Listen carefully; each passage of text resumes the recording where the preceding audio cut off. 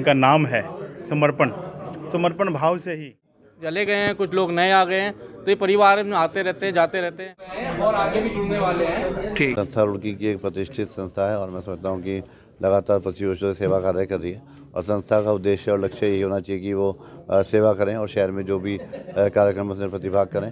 तो इसमें मैं समझता हूँ कि समर्पण संस्था सबसे आगे है और इनका एक टीम वर्क है। सभी लोग हम की भावना से काम करते हैं, मैं की भावना से कोई काम नहीं करता और एकजुट होकर मैं समझता हूँ इस संस्था की ये पहचान है कि सभी लोग मिलजुल कर आपस में और सेवा कार्य में आगे बढ़ते हैं। सर आप तो कितना रहता है सर? निश्चित रूप से सरकार का भी पूरे शहर के सब प्रतिष्ठित लोग इसमें सहयोग करते हैं।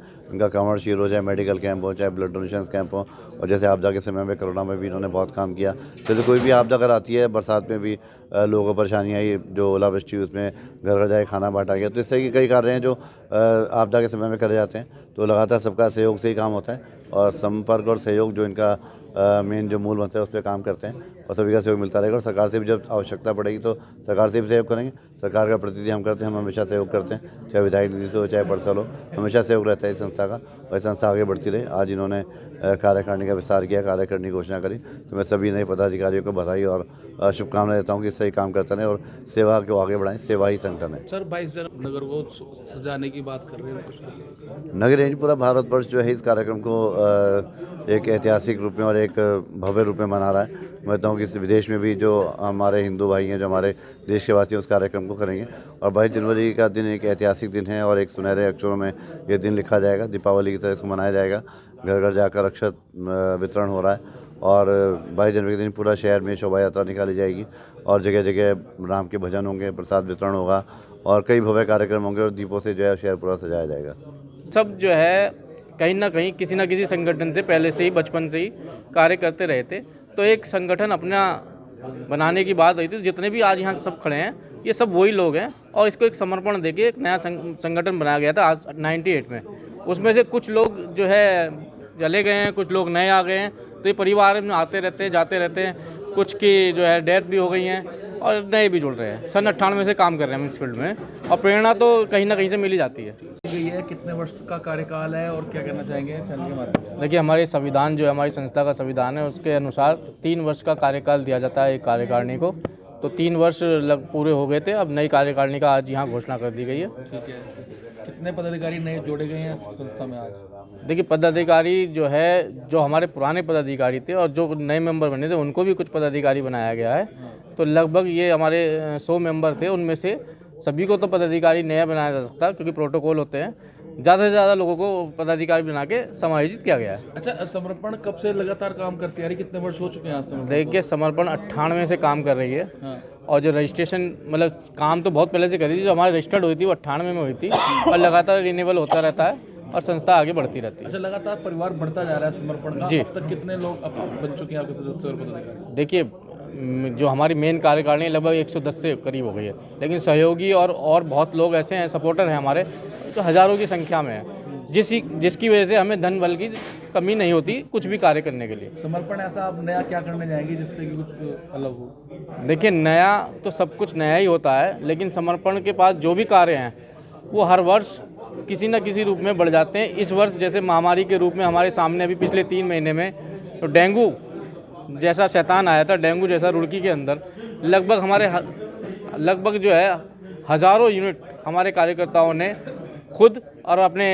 जानकारों से, पड़ोसियों से रक्तदान कराकर उस डेंगू महामारी से इस बार हमारा जो टारगेट था लड़ा और हम कामयाब भी हुए। कार्यकारिणी का विस्तार हुआ।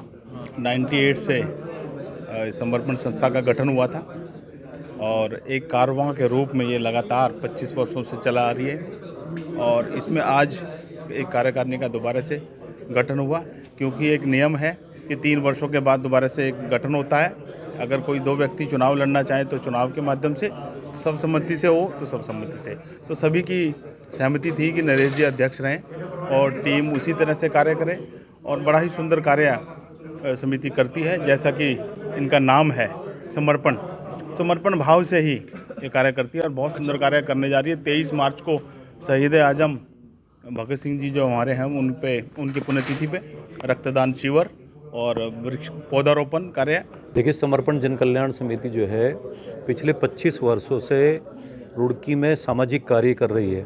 वास्तव में बहुत अच्छा, बहुत सुंदर सामाजिक संगठन है और इसमें लगभग 100 से ऊपर जो मेंबर हैं वो जुड़े हुए हैं और सभी की भावना हमेशा ऐसे रहती है, डिवोशन की भावना हमेशा उनकी रहती है।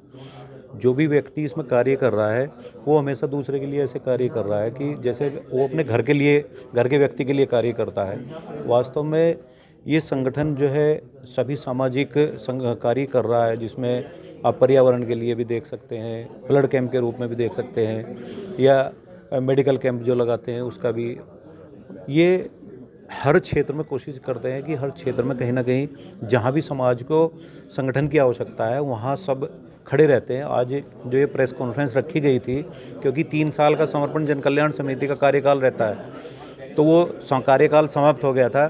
सभी की सहमति से ये देखते हुए कि जो कार्यकारिणी निरंतर अच्छा कार्य कर रही है उसी कार्यकारिणी को आगे अवसर दिया जाए, तो आज सबकी सहमति से वो कार्यकारिणी दोबारा से फिर बनाई गई है।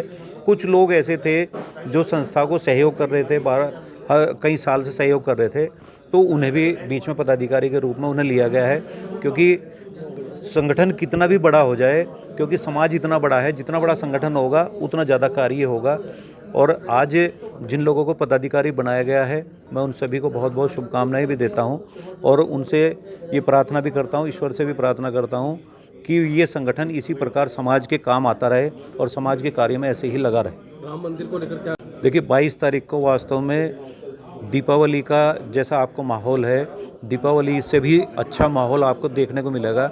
वास्तव में 550 वर्षों के बाद ये शुभ दिन आया है, क्योंकि पूर्व में जितनी सरकारें रही हैं उन सरकारों ने हमेशा इसमें रोड़ा अटकाने का कार्य किया है। देखिए, जो प्रभु श्री राम के कार्य में रोड़ा अटकाता है, आपने देखा होगा पिछले 10 वर्षों से जितनी भी सरकारें किसी भी स्टेट में हैं, वो सारी की सारी सरकारें लगातार उनका वोट बैंक जो है वो घटता जा रहा है, क्योंकि वो प्रभु श्री राम के कार्य में बाधा उत्पन्न कर रहे हैं।